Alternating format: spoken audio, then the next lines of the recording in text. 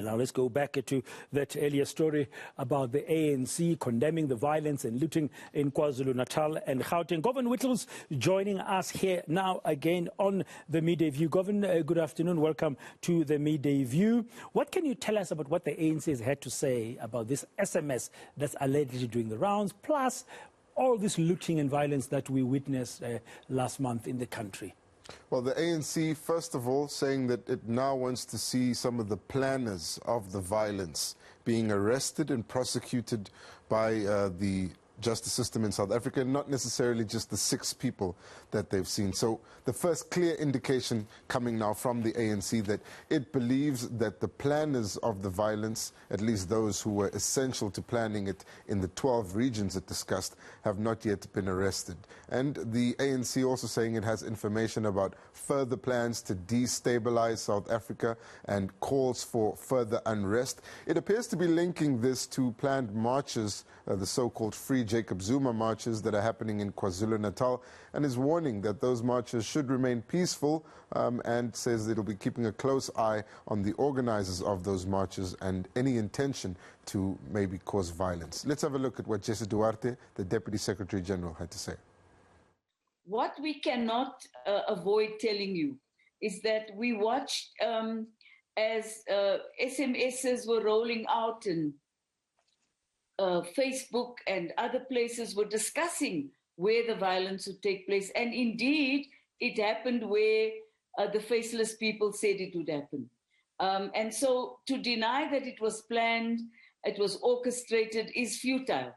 It is best that we get on with the task of understanding the core reasons for that. And while we also agree that the trigger may have been the incarceration of Comrade Zuma, which is unfortunate, and yet at the same time, it was a malicious attempt to undermine our democracy, as well as to create a spate of rolling mass action that would include, amongst other things, which has happened, a rise of vigilantism in some areas, which we find absolutely unacceptable, and a rise in racial tensions in KwaZulu-Natal. Our concern is that such a plan has been thwarted, so it has failed.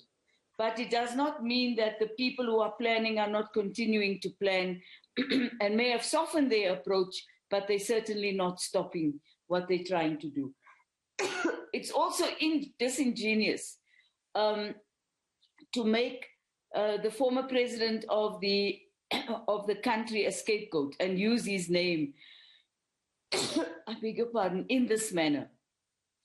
We are hoping that very soon the law enforcement agencies will arrest the planners and the people who instigate violence in this manner and concentrate on what they've instigated, not just the 6 or 7 thus far that have appeared in court. Yesterday, another SMS came out. We are studying it. We understand that it is a call for a second phase of protests, and hopefully the planners will now understand that it cannot continue in the manner that they wish to. Democracy has opened its doors for people to assemble and to air their views. Our country has never stopped people from freedom of speech, freedom of assembly, but what we cannot allow is for people to instigate violence. My understanding is that the ANC, like all other parties, because the date has been proclaimed by Dr. Nkosazana Dlamini-Zuma the other day as the Minister of Culture, they have to work towards that date, because you don't know what the Constitutional Court is going to decide. So you have to prepare. What did the ANC say about its candidate selection process as it begins to prepare, as if October is just here? Yeah, well, it hopes to have all of its candidates nominated and selected before the end of August, indicating that it is prepared to go to the October elections, although Jesse Duarte clearly saying they would prefer to be given more time to actually campaign and do political work. But what we're seeing here is the first outcome from the intervention by former ANC Deputy President Kgalema Motlanthe. He's been brought in to change the way the selection process works, and at the heart of that are community meetings. The ANC is now willing to take a candidate who's not a member of their party just to make sure that they'll have that community support. In short, they're willing to co-opt SACP members or independent candidates into the ANC to win those wards. Clearly very worried about what happened in 2016. Let's listen to the wording now from the former president, Kgalema Motlanthe. And if, as I said, the community feels that the four that come from the branch are not equal to the task and do not enjoy the confidence of the community. The community is free to nominate whomsoever.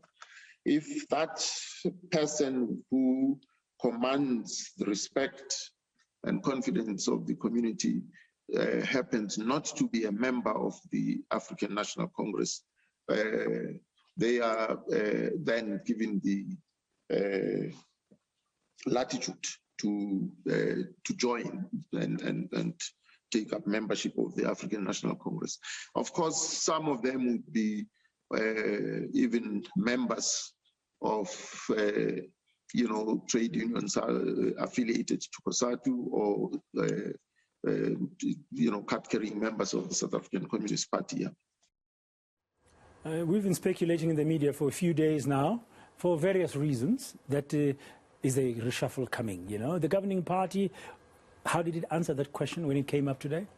Very technically, saying that formally no discussions on the reshuffle happened within the NWC meeting or the top 6 meeting, but we understand from our sources that the president did call for accountability in that NWC meeting, and he has not said which portfolios he would like to change in that NWC meeting, but the expectation certainly has been created by it. And of course there has been talk about which portfolios would be touched in the security cluster coming under some scrutiny, but also the communications department, and of course now the health ministry, where there's an acting health minister, and the minister in the presidency, where there's an acting minister as well. But let's listen to Jesse Duarte and what she had to say about the discussions formally within the ANC. Yes, the president does consult. No, he hasn't called us as the top 6 for such a consultation as yet. When he does call us and he indicates, we will go and hear what his plans are. But at this moment, as I'm sitting here in my house, as you can see, I'm in my home. I've not been told that there should be, I should be making my way to anywhere. I think this idea that there will be a reshuffle on Friday comes from an SMS that was put out in the media. Now, I mean, I really honestly would like to help you, but I cannot help you at this stage. And you know that I don't, if I know something, I'll tell you. I just don't know. The ANC has not discussed calls for reshuffling. We have not discussed any call for the security cluster to be discussed in the ANC. If this is being discussed by individuals, I really cannot answer you on that, except to say that formally, the NWC did not have such a discussion, neither did the officials have such a discussion on Monday when we met. Jesse Duarte, the Deputy Secretary General of the governing party, that's the African National Congress.